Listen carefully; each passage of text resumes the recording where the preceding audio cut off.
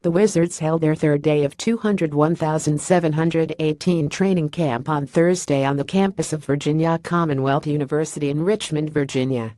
Here's what you need to know. Frazier injured. The Wizards saw backup point guard Tim Frazier go down with a grade 1 groin strain on Thursday. The grade 1 distinction means it's minor, but he will likely be out a few days. We'll see in the next couple of days when we evaluate him. I don't anticipate him practicing tomorrow, head coach Scott Brooks said. That's good news that it's minor, but Frazier was one of the Wizards' biggest pickups this offseason and plays an important role as John Wall's backup. Young is a Penguins fan. Wizards rookie Mike Young hails from the University of Pittsburgh and grew up in nearby Duquesne. Like many of those who grow up in the Steel City area, Young is a major sports fan. He likes the Pirates and Steelers, but loves the Penguins. Yes, he knows they are the Capitals' biggest rivals. But he said on the Wizards Tip-Off podcast that he would not be afraid to show up at Capital One Arena for a Caps-Penguins game dressed in a Pens jersey. That would be something.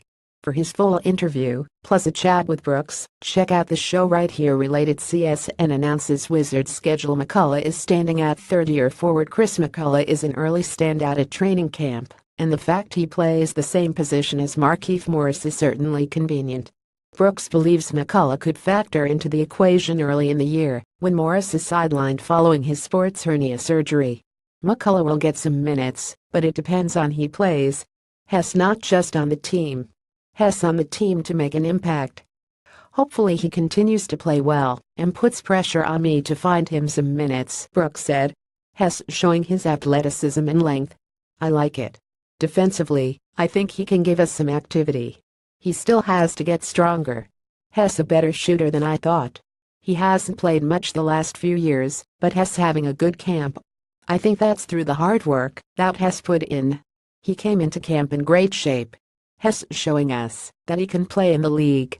I don't know where I can find him the minutes, but at least I know he can definitely play. Open practice will be fun. The Wizards' open practice on Friday night at VCUS Eagle Center will feature scrimmages, a dunk contest, a three-point contest and autographs. Apparently last year was packed, and they are expecting even more interest this time around. Mahinmi is looking good. Yesterday, Ian Mahinmi told us on the Wizards Tip-Off podcast how he lost 10 pounds over the summer.